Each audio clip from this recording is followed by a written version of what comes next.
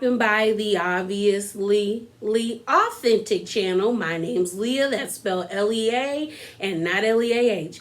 So you guys are tapped into have y'all seen part 3 of Crime Scene, The Vanishing at the Cecil Hotel, episode 3. So if you see me looking down, you know it's the handy dandy notes. Y'all, I'm so sorry this is late. On top of school, school been kicking my ass. Okay? And I just don't like this documentary. I think that's the reason why I haven't been as amped to review it, just like haven't been as excited or enjoying the documentary like I enjoyed Evil Genius. And that mainly is because of the web sleuths and the YouTubers. I'm just call a thing. They make this creepy and it makes it gross, and I don't like it.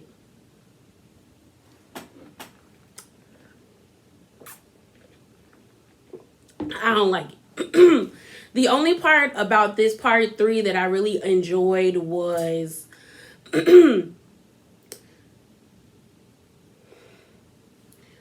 the historians, the LA historians, and that cute doctor. I'm sorry, y'all, I keep coughing.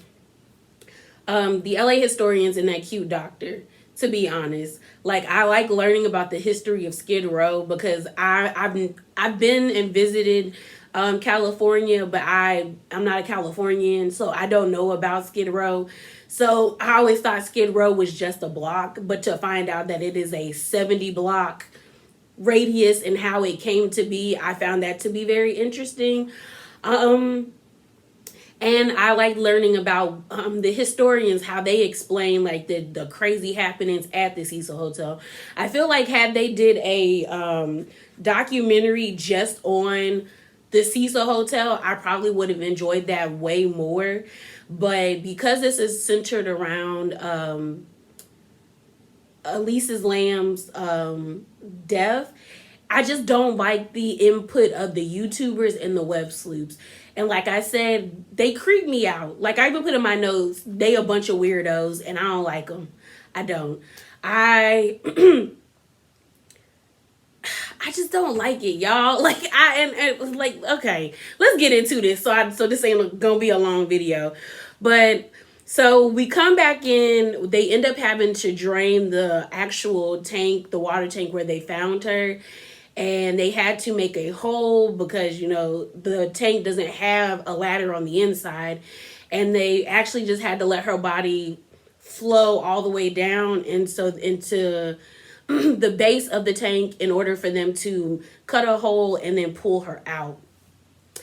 The reason why I put they're weirdos is because the web sleuths and the YouTubers took it upon themselves to take their happy dappy behinds to the hotel. And it was like, y'all are treating this like it's an amusement park. Like somebody lost their life. Like she lost her life. Her family and friends are forever changed. And y'all think this is like a game. And that makes me feel gross. Like the whole time I was watching it, I just felt gross because I was like, y'all aren't really invested in really helping her. Like y'all are saying y'all are, but y'all aren't, in my opinion, because you would have handled the situation with more care than what you did.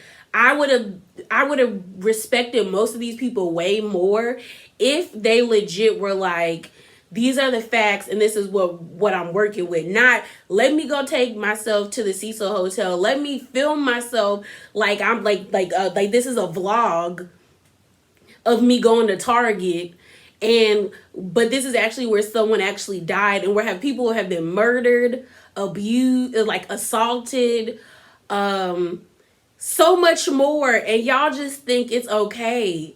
And I just did not like that. Yeah, like I did not like it.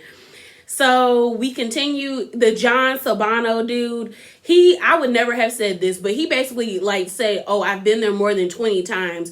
They had cameras of him.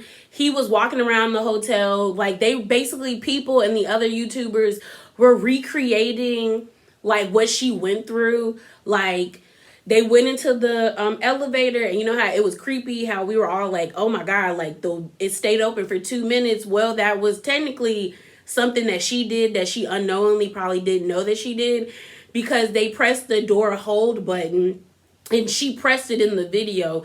And if you press the door hold button, it keeps the video, not the video, it keeps the door of the elevator open for 2 minutes. So that's why the door was open. She didn't know that she did it, because I didn't know, that would happen, but she did that. Then they also figured out what floor she was on. She was on the 14th floor, so she was the closest to the roof. They explained that there was 2 ways to get up to the roof. Like, either you could have went up the fire escape, but once you got to the top of the last part of the fire escape, it was like some flimsy ladder that you had to climb up to in order to get to the roof. And then the next building over is like a football field away. The John dude said that. And really nobody could hear you up there, especially because you were so high and it was so much noise and commotion going on. Then they also said the second way to get upstairs is there's like a stairway, but if you open that door to the roof, an alarm goes off, and it goes off in the lobby where the receptionists all are. So in order for you to turn off the alarm, you have to turn the key, like you have to take a key and turn it off.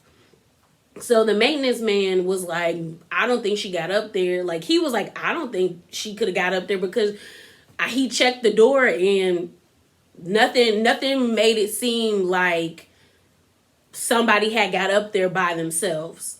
So we continue. The YouTubers are upstairs, up on the roof filming. And when you go up to the roof, you notice that there is like beer bottles, cigarette bottles, there's graffiti, I say cigarette bottles, cigarette butts, so it's like people do come up there, because I guess, if you can climb up the fire escape, then you're good to go. But I guess some of the web sleuths were like, the hotel made it seem like nobody really goes up there except maintenance, but you can clearly tell that other people go up there. So we get back to the police. They do an autopsy on her. Honestly, nothing showed anything. Like, there was no signs of like that she had been assaulted physically or, sexually. There was no evidence that like someone had shot her, stabbed her. And then the coroner also examined to see, had she drowned? Like, did she fall in and drown? And he was like, normally when someone drowns, you see foam, and there's signs of like, I forgot the word, I think it's diaspony, which is difficulty breathing, and you see that in the lungs. But he said he didn't see that either. So it just keeps making the situation weirder and weirder and more suspicious, because it's like all these things aren't adding up. Like, a lot of people have said throughout the documentary, like, how did she get up there? How did she know to open up the water tank? And if so, how did she close the latch? Because you can't just close the latch. And it was sad, because I was like, wow, like it sucks, especially because when you think about her family, because if I was her family, I would want answers. Like, I would want to understand like what happened to my child, what happened to my sister, what happened to my friend.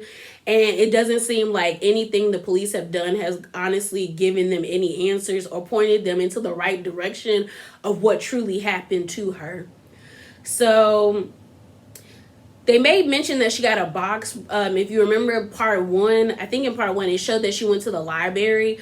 Well, these 2 gentlemen dropped off a box to her. She met them, and then we ended up finding out that it was at the library. It's called the Last Bookstore.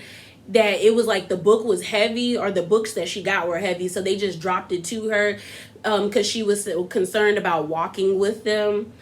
They went back and reviewed the tapes. The guys never came back after they dropped it off to her.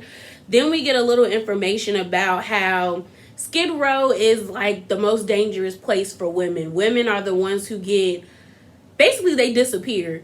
If they're not being assaulted, they're being attacked or physically. They get their drug use and everything. There's ladies of the night. If you don't know what that means, Google it. And Skid Row's like their most highest victims are women. So they basically started to shed light on Skid Row.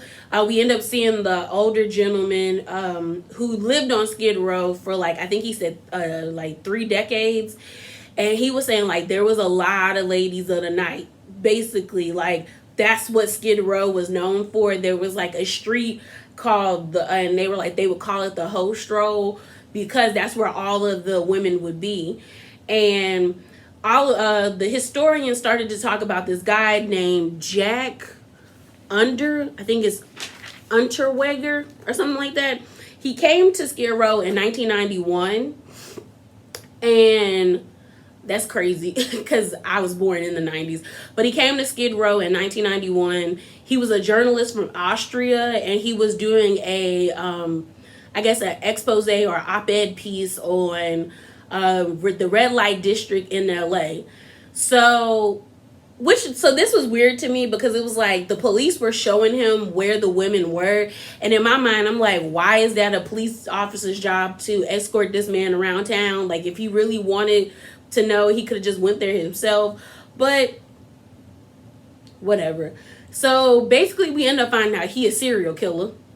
He was convicted of killing. He was a serial killer. He was a pimp, and he was an artist. And in 1974, he got convicted of murdering and assaulting a young woman, and he was in prison. He got let go in the 90s, and he skipped town from Austria to LA under the disguise that he was a journalist. And I'm like, y'all didn't get no verification from this man, but okay. So all of a sudden, women started coming up dead. Like 3 ladies of the night were murdered, and he was a horrible person, because he would basically play with their lives in his hands. He would tie this knot around their necks, and he was able to control their breathing. So he would suffocate them or breathe them or suffocate them to the point where they blacked out. They would come to, and then he would do it again and again until they died. So he's a horrible human being. He finally got caught, but all of that happened on, like, that was their example of like women being targeted and no one really caring because it's Skid Row. And then the cute doctor said, I thought this was important. He said, for the last 75 years, the underbelly of crime and the R word, violent, has been happening. Violence is going to occur naturally because that is what they created in that little pocket of Skid Row. Like, you put in all these people who have mental issues, who probably don't have the proper medication. You're having people who are drug addicts, who are probably having psychosis. You having people that are just released from prison, and then you just have regular homeless people all in this one section, and it's like, where can they go? And it's just messed up because it's like they created Skid Row, and now they act like they don't. I feel like the city probably doesn't take responsibility for them because the city never does, but y'all made Skid Row. So then they get back to the tank, and then this is where I was over everybody at this point. So basically, the web people and the super sleuths, YouTube people and the super sleuths, basically started to suspect that someone at the Cecil Hotel and the LAPD were in cahoots because they just couldn't understand why there was no evidence to help. They also felt like they delayed the showing of her, the showing of like her disappearance, in the sense of saying that like they already knew she was in the tank. They just waited to tell the public that she was in the tank. So then all of a sudden, all these crazy conspiracy theories came up that like she was a spy or something like that, because you know she was really originally from Canada. That like she caused a TB outbreak, which is tuberculosis, because after they found her body, a tuberculosis outbreak happened, and it was mainly affecting the homeless population. So a lot of people were like, the government sent her there to like test on the homeless and get them sick to like depopulate the homeless on Skid Row. Then people were like shook because her name is basically the test that they use to determine if someone has TB. It's just her name flipped backward. So it's a Lamb ELISA test, which if you don't know, it's basically you take serum, you pipettes fluid in there, it shakes for a couple of hours, and then once you get a certain color change, or once you incubate it at a certain temperature, depending on what kind of research you're doing, that's when you'll know if someone has it or not. They also felt like she was a bioweapon. That's basically why they thought she was a bioweapon, because the tuberculosis. Then the school that she went to in Canada actually has a well-known tuberculosis or a TB research facility. Then people were finding about the movie Dark Water, which I've seen. I didn't know that there was a correlation between this, but Dark Water basically is kind of what happened to Elise. It's a mom, and it's originally, I think it's a Korean, or it's either a Korean or Japanese movie that was later turned into an American version in 2005. But I've seen I think I've seen the Korean version or the Japanese version. I'll just say I've seen the Asian version. And basically it's a mother and daughter. The mom is newly divorced, and the daughter, they actually move into like this raggedy apartment, and it's all like her ceiling is always leaking, and like the elevator is always leaking with water. Basically her daughter ends up falling into a tank, a water tank, and she drowns to death. Well, no, what happens is I don't know if the American one is the same, but the Japanese or the Asian one I've seen is like basically this little girl died in the tank. She accidentally dropped her jacket in the water tank, or like her balloon or something, and she went to go get it, and she fell into the water tank. And you know, in the water tank there's no like ladder, so unfortunately the little girl died. So then her ghost is haunting the apartment complex that the mom and the daughter are staying at. Well, the little girl wants a friend, so she's trying to kill or convince the daughter to kill herself in order to have a friend at the apartment complex, because she's lonely, because her soul is still there. So unfortunately the mom sacrifices herself and dies so that her daughter won't die, and so that the little girl has someone to be with her. And she's her mom, like the mom of the girl that was alive eventually becomes the dead girl's mom because she dies. But a lot of people are drawing comparisons to that, because the little girl has on a red jacket, she passes away in a water tank, and all of this crazy stuff like that. And the water tank's on top of the what's it called? On top of the apartment complex. So things keep going. People start to think like, well, do you think someone tried to was basically doing a copycat murder and wanted to do the same exact thing like her? So that's how they used her. Then they talked about synchronicity, which I don't think I've ever heard before, but it's basically like where everything, there's too much stuff that is a coincidence to the point where you can't really prove anything. So then you attach all of this to a higher power. So some people were like, maybe, like people online started saying, well, maybe she was possessed, maybe a ghost drowned her, and all this other stuff. So then one of the guys said there's two types of web sleuths. There's conspiracy theorists, and then there's deep divers. Both of them are weird to me. Then because of the deep divers and the conspiracy theorists, they find this one guy's YouTube channel that didn't even have that many views, but his name was Morbid, and he was a death metal artist. But like all his stuff was like weird and like very like ugh.